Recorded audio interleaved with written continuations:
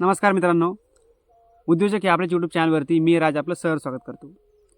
मित्रांनो, शेळीपालनातील एक अतिशय महत्त्वाचा विषय या व्हिडिओमार्फत मी आपल्यापर्यंत घेऊन आलो आहे.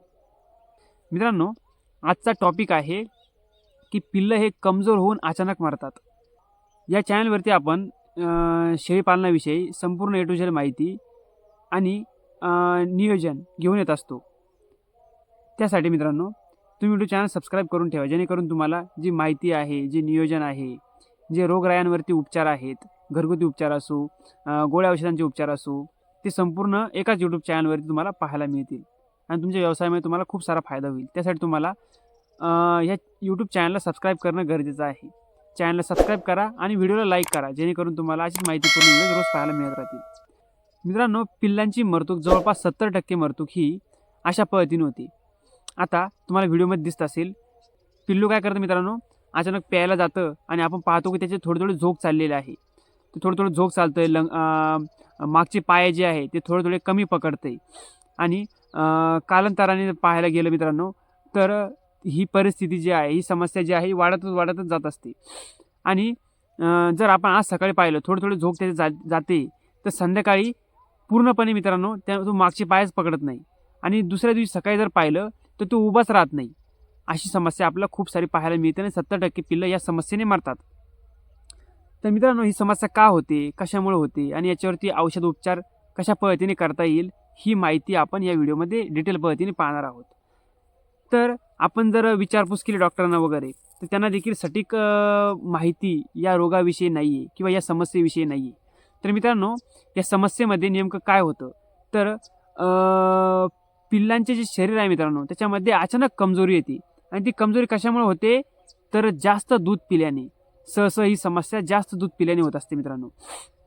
मी स्वतः या गोष्टीचा अनुभव घेतलेला आहे. मी स्वतः शेळीपालन करतो, मार्गदर्शन करतो, त्यामुळे मला या समस्येचा पूर्णपणे अनुभव आहे आणि पूर्णपणे क्युअरसुद्धा मी ही समस्या आपल्या फार्मवरती केलेली आहे. म्हणून मी तुम्हाला आज अनुभवाच्या बोलीनुसार सांगत आहे. तर ही समस्या जी आहे ती सहसा आपल्याला जास्त दूध पिल्यामुळे किंवा जास्त दूध कार्डांना पाजल्यामुळे पाहायला मिळते. तर मित्रांनो, आपलं काय करायचं आहे, सगळ्यात पहिले जे नियोजन आहे कार्डांचं, तर जन्मलेल्या कार्डाला लिमिट स्वरूपात दूध पाजायचं आहे. जास्त दूध पिऊ द्यायचं नाही आहे. त्याचं जर फुल पोट भरतंय दुधाने, तर अशा पद्धतीने जर तो हमेशा दूध पिला तर ही समस्या 100% येण्याचे चान्स असतात. म्हणून त्याला थोडं अर्धच पोट दूध तुम्ही 3-4 दिवस पहिले पाजा. मग नंतर मित्रांनो, तुम्ही त्याचं दूध हे वाढवू शकता. पहिले एक 10-12 दिवस मित्रांनो ते कमी दूध पिलं पाहिजे. त्या काळामध्ये ज्या 10-12 दिवसामध्ये ही समस्या येण्याचे चान्स खूप जास्त असतात. तुम्ही त्याला थोडं दूध पाजा, दिवसातून 5-6 वेळेस पाजा, पण थोडं पाजा, जेणेकरून ही समस्या त्याला येणार नाही. तर सगळ्यात पहिलं जे आपल्याला काम करायचं आहे, पिल्लाला कमी दूध पाजायचं आहे. दुसरं मित्रांनो, ही समस्या जर आली तर उपाय काय करायचा आहे हे जाणून घ्या. मित्रांनो, शरीरामध्ये अचानक पद्धतीने कमजोरी येते. ती कशामुळे, तर पिल्लं हे खूप सारं दूध पितात आणि शरीरामध्ये ॲसिडिटी होते. ॲसिडिटीच्या पोटी मित्रांनो त्याचं अपचन होतं. अपचन झाल्याने पोटामध्ये गॅस वगैरे तयार होतो, अपचन होतं आणि त्याने काय होतं मित्रांनो, जे कमजोरी होती शरीरामध्ये ती येते. व्यवस्थित पचत नाही अन्न, म्हणजे दूध पचत नाही आणि शरीरात कमजोरी येते. म्हणून ते पाय जे आहे ते सोडायला लागतात, झोक त्याचे जायला लागतात. मग अशा वेळी त्याला एनर्जी भेटली पाहिजे, म्हणजे म्हणून त्याला ORT काल्प नावाचं व्हेटरनरी मेडिकलमध्ये मित्रांनो एक पावडर मिळतं. एक साशे असतं, एक बॉक्स छोटासा, जवळपास 50 ते 60 रुपयाला किंवा 65 रुपयाला देखील तुम्हाला ते मिळू शकतं. ते घ्यायचं आहे. मध्ये 2 पॅकेटं असतात, ते मिक्स करायचे आहे. पिल्लू हे एका हप्त्याच्या आतला असेल तर त्याचे 5 भाग करायचे आणि दिवसातून त्याला सकाळ दुपार संध्याकाळ एक भाग असा पाजत जायचा आहे. त्याचे 5 भाग करायचे आहे सर, 1 हप्त्याच्या आतलं पिल्लू असेल तर. जर 15 दिवसाचं पुढलं पिल्लू असेल तर काय करायचं आहे, त्याचे 3 भाग करायचे आहे आणि त्याला सकाळ दुपार संध्याकाळ अशा पद्धतीने द्यायचं आहे.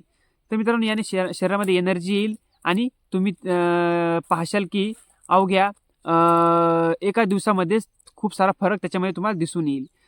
त्यानंतर मित्रांनो, याच्याऐवजी तुम्ही या ORT काल्प जर भेटलं नाही तर न्यूरोकाइंड प्लस वेट नावाचं एक सिरप आहे, औषध आहे लिक्विड, ते देखील तुम्ही घेऊ शकता. ते काय करायचं मित्रांनो, पिल्लाच्या वयानुसार द्यायचं आहे. तुमचं पिल्लू जर छोटा आहे, एका हप्त्याच्या आतला आहे, तर तुम्ही त्याला ते 3-3 ml सकाळ संध्याकाळ देऊ शकता. पिल्लू हे 12-15 दिवसाचं आहे, 15 दिवसाचं पिल्लू आहे, तर तुम्ही त्याला 5-5 ml किंवा 4-4 ml 2 वेळा देऊ शकता.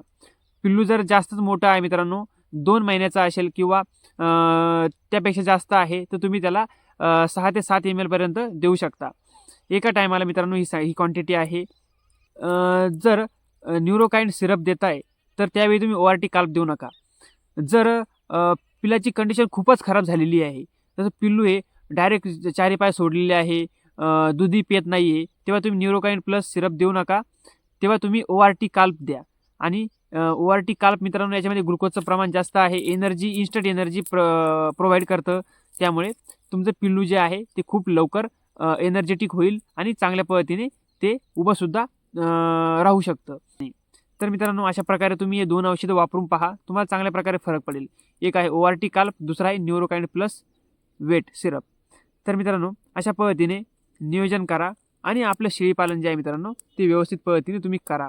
नियोजन केल्याने मित्रांनो शेळीपालनामधून तुम्ही चांगल्या प्रकारे फायदा मिळवू शकता. आणि तुम्ही जर हलगर्जीपणा केला मित्रांनो, जाऊ द्या होईन क्लिअर, छोटा करडू आहे, खाली पडतंय, झोक चालली आहे, तर होईन क्लिअर, जाऊ द्या आपोआप होईल, तर मित्रांनो ते करडू मरूसुद्धा शकतं आणि ते तुमचा लगेच लॉस होणार आहे. तर मित्रांनो प्रयत्न करा, चांगल्या प्रकारे नियोजन करा आणि अशाच माहितीपूर्ण व्हिडिओसाठी चॅनलला सबस्क्राईब करा. तर चला भेटूया अशा प्रकारच्या एका नवीन एका माहितीपूर्ण व्हिडिओमध्ये. धन्यवाद.